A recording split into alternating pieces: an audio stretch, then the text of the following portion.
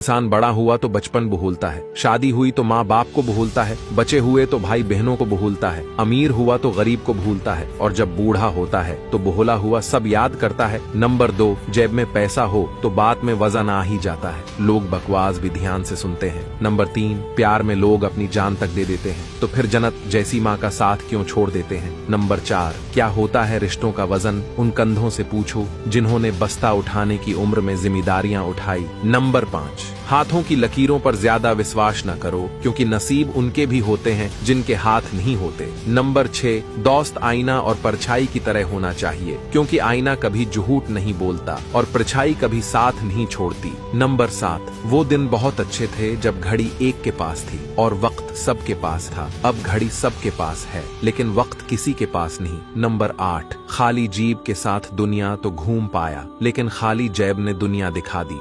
दोस्तों, आपसे एक छोटी सी गुजारिश है, मेरा YouTube चैनल सब्सक्राइब कर दो, लिंक बायो में है।